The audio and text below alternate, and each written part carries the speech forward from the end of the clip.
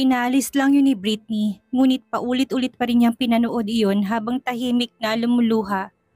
Nagkatunog na yon. Sobrang sakit ng dibdib niya na sa mga sandaling iyon ay parang hindi niya kakayaning harapin si Kenji dahil paniguradong kukulo ang kanyang dugo sa kanya. Naglapat pa ang kanyang magkabilang panga, nanatili ang mga mata niya sa pinapanood. Tinitingnan kung gaano sila kababoy nito. Kagabi lang ang bait-bait dito sa kanya tapos ngayon mapapanood niya na naman ito.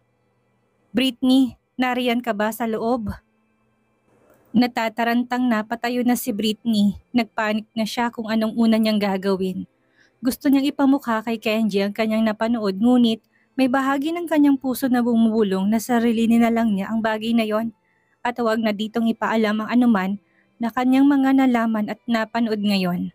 Napasabunot na siya sa kanyang ulo. Litong-lito na ang kanyang mga mata na tipong parang mawawala na naman siya sa tamang katinuan nang dahil sa nalaman niya. Britney, sabi ng maid nariyan ka raw sa loob. Buksan mong pinto. Muli pang katok ni Kenji na nagtataka na kung anong ginagawa ng asawa niya sa loob. Britney, hindi pinansin ni Britney ang pintuan na patuloy lang nitong kinakatok. Nataranta na si Kenji. Hindi niya na alam kung anong nangyayari kay Britney sa loob ng silid. Hindi naman ito ugaling basta na lang magkukulong doon. Nilakasan niya pa ang katok dito. Britney, ano ba? Buksan mo ng pintuan. Sinubukan niyang pakalmahin ang timbre ng boses, ngunit hindi niya na mapigilan yon, lalo pa't parang ang tahimik lang sa loob. Idinikit niya pa ang tenga sa dahon ng pintuan. May sounds doon ngunit hindi malinaw kung saan yun nanggagaling. Ilang beses na sinubukan ulit ni Kenji na ipihit ng paulit-ulit ang doorknob ng pintuan. Britney, kung nasa likod ka man ng pintuan, umalis ka dyan. Tatadyakan kong pintuan. Sigaw ni Kenji na hindi na naisipang ipakuha na lang sa maid ang susi noon ng matiwasay na mabuksan ang pinto. Biglang umalingaw-ngaw at malakas na kumalabog ang pintuan pabukas dahil sa bayolenteng tinadyakan niyo ni Kenji. Umuusok ang kanyang bunbunan na gumalang mga mata sa loob ng silid. Natagpuan niya si Britney sa harapan ng kanyang computer. Gulo-gulo ang buhok, tigmak sa luha ang kanyang mga mata na nakatingin pa rin sa screen ng computer. Mabilis niya itong nilapitan. Parang pinagsakloban ng langit at lupa si Kenji sa kanya nakita. Isa lang sa malaswang video nila yon ni Monica. Mabilis niyang hinila ang USB doon upang mamatay ang pinapanood na video ni Britney. Britney, lumayo ka sa akin. Hayop ka. Puro kakabalbalan sa buhay tapos ayaw mo kong pakawalan. Ano pa bang kailangan mo sa akin, Kenji? Palayain mo na ako. Palayain mo na ako dahil pagod na ako manatili sa piling mo. Tama na. Ayoko na. Nakikiusap ako sa'yo. Hayaan mo na ako umalis. Sa halip na sumagot ay binato ni Kenji ang USB sa sahig at inapakan yon. Hanggang sa magkadurog-durog. Galit na galit siya kay Monica. Plano na niyang ayusin ang buhay niya kasamang asawa at anak. Tapos ngayon, sisirain lang yun ng babaeng yun porkit binitawan na niya ito. Hindi siya makakapayag. Pupulbosin niya ito oras na magkaroon siya ng pagkakataong gawin niya yun sa babae.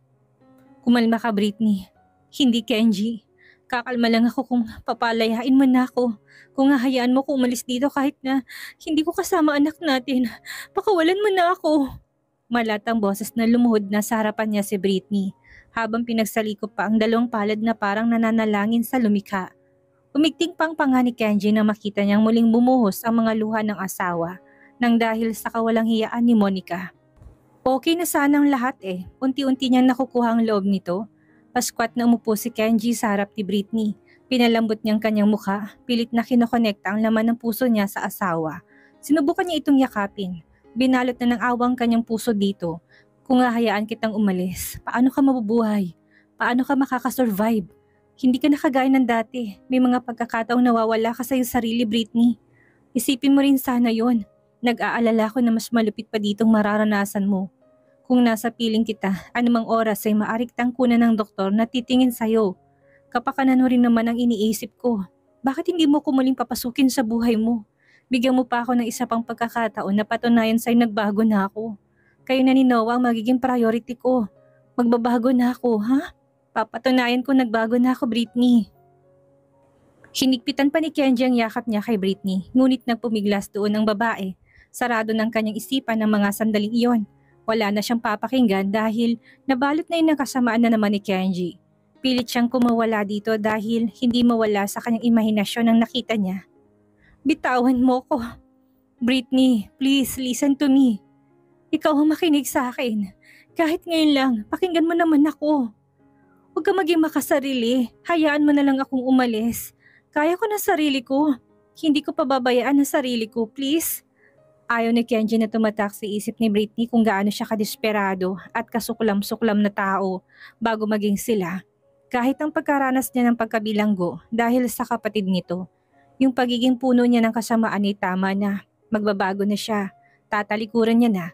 Bagamat ang kanyang mga kamay ay nabahira ng maraming dugo at tinatrato niyang mga babae bilang mga laruan, makakaya niya pa rin namang magbago kung gugustuhin niyang gawin ang bagay na yon. Choices niya, option niya yon. One last chance, Britney. Please. Han, one last chance. Yun lang naman ang hinihingi ko sa'yo, hindi ba? Ayoko. Bitawan mo ako. Sinipa ni Britney ang kanyang dalawang paa nang mapahiga na ang katawan niya sa sahig at nagpatuloy na magpumiglas. Alam niyang gusto siyang paamuhin ni Kenji, hindi dahil gusto nitong magbago ng buhay ko, hindi gusto niyang tanggapin ito, ang pagkakaroon ng lalaki ng Monica sa buhay niya at ng mas marami pang babae. Gusto niyang gawin siyang isa sa kanila at hindi siya makakapayag sa bagay na yon. Hindi, nakakadiri ka Kenji. Ang eksena sa videong napanood ay patuloy na nakita niya sa kanyang isipan. Paulit-ulit na nagre-replay. Ang kanyang dating sobrang minamahal na asawa ay may kaulayaw na ibang babae. Sarap at baliw na baliw ang kanyang itsura. Patuloy na nangapa ang mga kamay ni Britney na nagawa ng makagapang palapit ng sofa. Kakapumiglas niya sa mga yakap ni Kenji. Sa wakas ay nahagilip ng kanyang kamay ang flower vase doon na walang nakalagay na bulaklak. Mahigit niya yung hinawakan. Hindi niya alam kung saan siya kumukuha ng lakas. Ngunit nang mahigpit na yung mahawakan ay kanyang hinampas to ng malakas sa noon ni Kenji. Sabi ko bitawan mo ko eh. Bitawan mo ko. Ngatal ang labing sad ni Britney nang tingnan nito. Nang dahil doon ay nabitawan nga ni Kenji ang katawan niya. Sa puang noong napaupo ng lalaki sa sahig. Ang matingkad na pulang dugo ay dahan-dahang dumaos-dos palabas sa kanyang palad na nakadikit sa noo at bumaba na sa gulantang na mukha ni Kenji. Sa nakitang iyon ay labis din ang naging gulat ni Britney. Nabitawan niyang flower vase. Maingay yung nabasag sa may kanyang paahan. Mabuti na lang at hindi siya nasugatan. Mariing napapikit pa ang mga mata ni Britney at tinakpan ang magkabila niyang tenga na parang kahit anong ingay ay ayaw niyang makarinig. Hindi nakawala sa paningin ni Kenji na bagamat nasaktan siya ay mas inalalang labis na trauma na binigyan niya pala sa kanyang asawa. Nakabalandra yun ngayon sa mukha nito habang nakasiksik sa may sofa. Nasa harapan niya mismo. Britney, sinubukan niyang kunin ang atensyon nito ngunit maring iniling lang nito ang ulo. Sobrang nasusuklam ako sa iyo, Kenji. Sobrang kinasusuklaman kita. Patakbong nagtungo sa silid na yon si Manang Elsa na galing sa labas upang balikan sana si Britney. Narinig niyang malakas na sigaw ng babae mula sa bandang iyon at sobrang nababahala na siya kung bakit ganun ang reaksyon nito. Nalaki ang mga mata niya pagpasok niya ng silid. Mr. Barruel, ano pong nangyari sa noo niyo? Sa halip na sagutin ang tanong nito ay tinuro niya si Britney na siyang unahin kaysa sa kanya. Please, calm her down first, Manang Elsa. Agad na tumalima ang maid nang pinuntahan si Britney at niyakap ng babae. Nanginginig ang buong katawan ni Britney. Takot na takot. Yung tipong anumang oras ay mawawala na ito ng ulirat. Madam Britney, ako ito, ang Manang Elsa. Tama na po, tama na. Malakas rin na iyak ni Britney na parang batang yumakap na sa katawan ng matanda. Sa tanawing iyon ay parang nabasag pang bagay ang puso ni Kenji. Madalas niyang nakikitang umiiyak ang asawa, ngunit yun ang unang pagkakataon na sobrang nasaktan din siya. Hindi dahil sa mga sugat niya sa noo, kundi dahil sa labis na awang nadarama niya sa babaeng pinakasalan niya at nakipagsumpaang sa hirap at ginhawa ay magsasama. Pasasayahin nito talagaan hanggang sa pagtanda nila, ang babaeng bahagi ng buhay niya. Tulungan mo siyang bumalik sa kwarto para magpalit ng damit, magpakulo ka rin ng tiyan na papakalma sa kanya. Tumawag ka rin ng doktor ngayon kung kinakailangan niya. Nilingon ni Manang Elsa si Kenji na sinubukang tumayo sa kanyang mga paa, bagamat nakakaramdam siya ng hilo nang dahil sa malakas na impact ng flower vase sa kanyang ulo. Hindi niya yun harap-harapang ininda. Nanatiling nakahawak ang kanyang palad sa kanyang noong may sugat. Natatakot na baka kapag tinanggal niya ay mas lumala ang paglabas ng dugo doon mula sa kanyang sugat. Paano ka po dito, Mr. Barruel? Malayo to sa bituka. Magpapunta ka na lang dito ng mga maid paglabas mo upang dalhin ng first aid kit. At linisin tong silid. Ako nang bahala sa akin sarili. Mas susunod po, Mr. Barwell. Marahang inakay na ni Manang Elsa palabas ng magulong silid si Britney, na tumigil na sa kanyang pag-iyak ngunit ng mga sandaling iyon ay nakatulala na naman ito. Blanko na naman ang kanyang mukha nang dahil sa nanumbalik niyang trauma na panandalian lang nagtago. Ilang minuto lang hinintay ni Kenji at dumating ng dalawang maid na kanyang ibinili na papuntahin sa silid. Tahimik niyang kinuhang tissue, alcohol at band-aid mula sa kamay ng isa sa kanila. Bumuko lang noon niya, ngunit hindi naman gaano kalakihan ang sugat na kanyang natamo. Parang kurot lang yun, ngunit sa lakas ng impact, kung kaya marami ang lumabas na dugo. Matapos ng linisin yun ay lumabas na rin siya ng silid. Iniwan ng mga maid na sinisiguradong ni munting pirasong nabasag na flower vase ay walang maiiwan sa sahig na silid. Tinungo niya ang veranda. Doon siya naupo upang pagnilayan ng naging kaganapan. Humanda ka sa akin, Monica. Nagiging mabait na nga ako sa'yo tapos ganito pang gagawin mo. Humanda ka sa akin. Ani Kenji na nalilisik na doon ang mga mata. Ilang beses na napakurap ng kanyang mga mata, ang sekretary ni Kenji nang muling makatanggap ng tawag mula sa kanyang amo. Hindi pa siya nakakabawi kagabi sa naging pasabog ng kanyang amo si Kenji. Nasabi nitong ipopromote niya sa pagiging vice president ang manager lang na si Monica. Isang gabi pa lang ang nakakalipas pero heto na naman si Mr. Barwell at sinasabi sa kanya na hindi na siya magiging vice president pa. Hindi lang yun, terminated na rin ang contract nito bilang manager ng Barwell firm. Bukod pa doon, ang mas nagpawindang ng sobra sa sekretary ay ang utos ni Kenji sa kanya na ipasuspend ang lahat ng bank accounts, gold cards na binuksan niya para kay Monica. Ibig sabihin lang noon ay tuluyan na itong inabando na ni Kenji. Sa lusa kung saan siya nababagay. Mr. Barwell, tama po bang lahat ng narinig ko? Pag-uulit niya dahil baka nagkakamali lang siya ng narinig. Baka mamaya guni-guni niya lang ang lahat eh. Oo, buka ba ako nagbibiro? Hindi naman po sa ganun sir, kaya lang kagabi noon tumawag ka sa akin. Ang sabi mo po ibibigay mo sa kanya ang posisyon na pagiging vice president. Hindi ba pwedeng magbagong isipan ko? Hindi makaimik ang sekretary na piniling manahimik na lang at itikom ang kanyang bibig. Baka sa kanya pa mabaling ang galit ng kanyang amo. Subalit hindi niya na rin mapigilan ang kanyang sarili na isipin ko ano nga bang nangyari at naging ganito ang desisyon ng kanyang amo. Ilang beses niyang pinag-isipang mabuti kung bakit nagalit ng sobra si Kenji. Gayong napapakinabangan naman niya noon si Monica. Kilala niyang babae, alam nito kung kailan siya lalaban pasulong at saka uurong kung kaya naman hindi niya maintindihan kung bakit sila humantong pa rin doon. Masusunod Mr. Barwell, gagawin ko po kaagad ang inyong pinag-uutos. Pagkarinig noon ay seryosong mga matang pinutol na ni Kenji ang tawag niya doon. Muli siyang naupo sa bakanting upuan ng veranda. Kinuha niyang kahan ng sigarilyo niya sa bulsa, ngunit nalamukos na yon. Ganon din ang stick ng sigarilyo na nag-iisa na lang. Ganon pa man ay kinuha pa rin niya yon. Isa ito sa magpapakalma ng nerves niya. Kung kaya naman kailangan niyang manigarilyo, kahit nakalahating stick.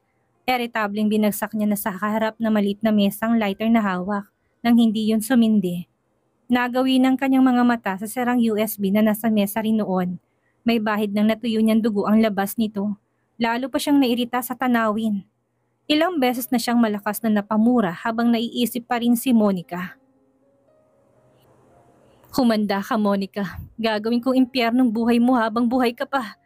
Hindi lang triple ang naging inis niya nang makitang may lakas ng loob at talagang tawagan siya ni Monica ng mga sandaling iyon. Hindi niya pinansin ang tawag nito. Ilang minutong kanyang pinalipas bago niya yung sinagot habang mas dumilim pang hilat siya ng kanyang mukha. Yung tipong parang nais na itong lunukin ng buo. Walang hiya ka, Kenji. Walang hiya ka talaga. Napakahayop mong siraulo ka. Nailayo kaagad ni Kenji sa kanyang tengang hawak na cellphone. Malamang ay nakita na nitong resulta ng mga inutos niya sa kanyang sekretary kung kaya to ganito rito. Paano mo natin nagawin sa akin ang lahat ng ito? Pinagsilbihan kita. Ginawa mo akong alipin sa trabaho at maging sa kama. Matagal mo akong pinakinabangan. Nagsumikap ako kahit na palagi mo pinapamukha sa akin na wala akong ambag. Sinandal ni Kenji ang kanyang likod sa upuan. Walang anumang sinabi sa pag-alburuto ng dati niyang kalaguyo sa kabilang linya. Siya pa ang hahamunin nito? Anong tingin ng babae sa kanya? Hibang? Kung tutuusin ay siya na nga ang pinagbibigyan niya ng pabor nang bigyan ng mataas na posisyon. Tapos yun lang makukuha niya mula sa kanya? Isang kalokohan. Sa halip na bumubuti ng relasyon nila ng asawa niya si Britney, binigyan niya pa talaga ang USB sa kanya? Ngayon pagdusahan niya ng magiging ganti niya. Kilala naman ito kung sino siya. Monica, kaya kong tiisin ng paminsan-minsan mong kabastusan kahit pa pinagbilinan ka na. Subalit yung ginawa mo ngayon, yun ang hindi ko mapapalagpas. Ang tapang mo pang sundan ako dito. Sino ba dapat sa ating dalawang nasusunod? Ikaw? Bumunghalit si Kenji nang walang humor na pagtawa. Alam mo sa sarili mo na unang-una, hindi ka na dapat pumunta dito. Hindi lang yun, sinadya mo pa talagang makita ng asawa kong si Britney ang malaswang video na yon. Bakit ba sobra-sobra na lang malasakit mo sa baliw mong asawa ha? Hindi ba't sinabi mo sa akin na hihiwalayan mo na siya?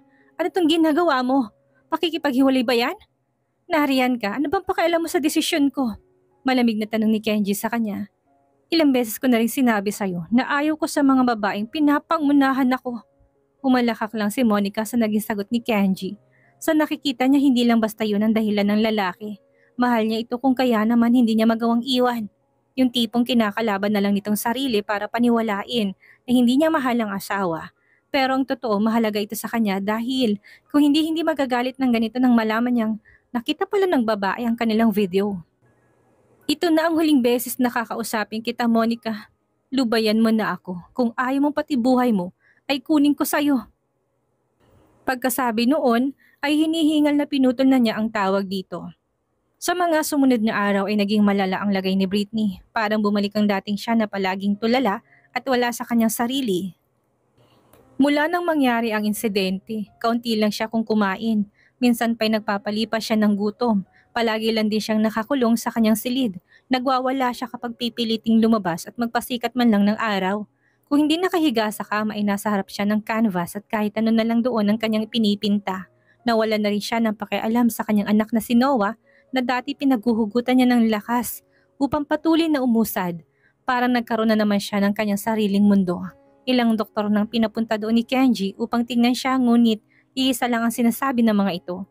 Sobrang lala na depression ng asawa niya ngayon at kailangan na niya ng medical help.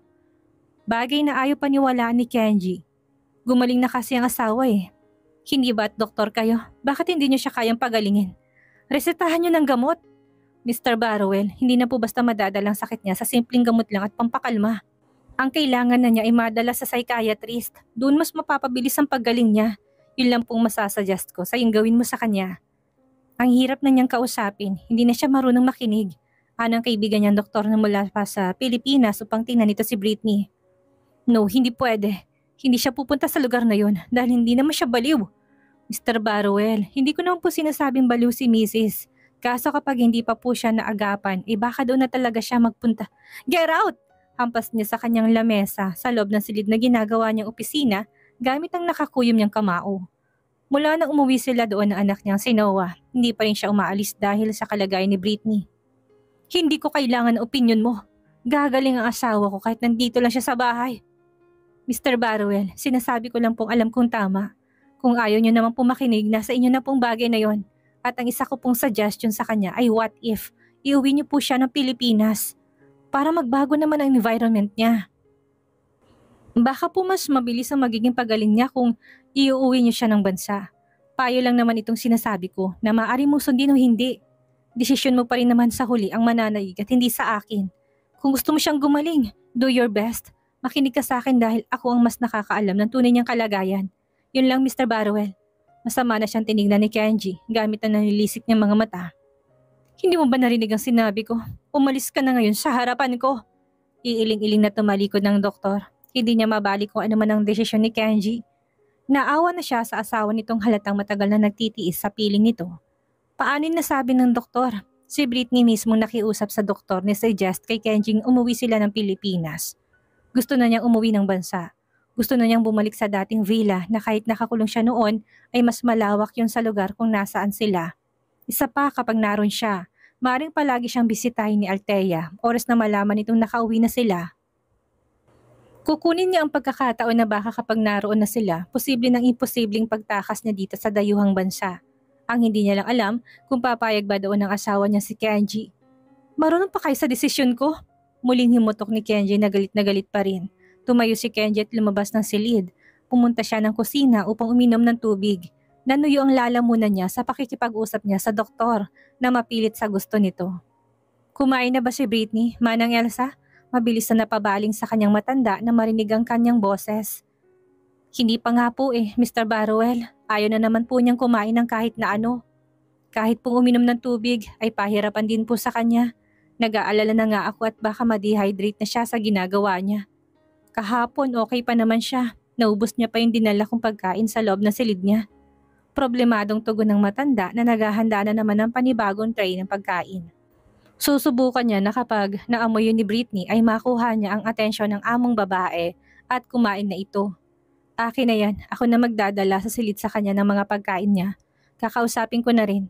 Buong puso na ibinigay ni Manang Elsa ang tray kay Kenji. Baka nga kapag itong nagdalay kumain na si Britney, baka siya na lang hinihintay ng kanyang asawa doon. Sige po Mr. Barrowell. Marahang tinulak ni Kenji ang pinto ng master's bedroom. Pinilit niyang huwag gumawa ng iskandalosang ingay na makakabulabog kay Britney. Dahan-dahang pumasok siya na may dalang tray. Nakasuot siya ng white shirt at light gray na pantalon. Hindi naman naging seryosong sugat sa noon nito na paunti-unti nang naghihilom. Tahimik niyang tinitigan si Britney mula sa pintuan. Nakaupo ito sa gilid ng bintana kaharap ang isang canvas. Sa katunayan, nakikita ni Kenji na magpapanggap lang itong may sakit sa pag-iisip. Maayos naman siya. Ayaw lang ni Britney na siyang kausapin at ayaw niyang mapalapit sa kanya, kaya nagkukunwari siyang baliw. Hindi pinahalata ni Kenji na alam niyang ginagawa nitong pagpapanggap. Naisip ni Kenji na siguro kung hindi niya ito inilalantad, ay kaya pa niya itong suyuin at bumalik sila sa tulad ng dati. Bukas ang dim na ilaw na silid bagamat nakahawi ang kortina ng bintana, ay kailangan pa rin iyon upang mas maging maliwanag ang silid na yon. Pumunta siya sa gilid ni Britney at nilagay ang tray sa maliit na mesa sa tabi ng babae. Paskwat siyang naupo sa gilid ni Britney upang kausapin to kahit na hindi niya alam kung papansinin ba siya nito. Pinasigla rin ni Kenji ang tinig at ang ngiti sa kanyang labi ngayon. Nabalitaan ko kay Manang Elsa na hinahayaan mo lang daw na umiyak si Noah. Wala ka raw pakialam sa kanya, Britney. Nakalimutan mo na bang anak natin siya? Kailangan niya ng kalinga ng isang ina. Hindi ba at yun ang gusto mo? Kaya nga kami umuwi dito para makasama mo siya. Tapos pinapabayaan mo lang naman pala. Tumayo ka na dyan at kumain ka na. Hindi ka ba nakakaramdam ng gutom, ha? Dahil sa nangyari, ano ang gagawin ni Kenji para mapaamo si Britney? Ibigay na kaya ni Kenji ang kalayaan ni Britney? At ano ang gagawin ni Monica ngayong pinutol ng lahat ni Kenji ang koneksyon niya sa dalaga? Yan ang ating aalamin sa susunod nating kabanata.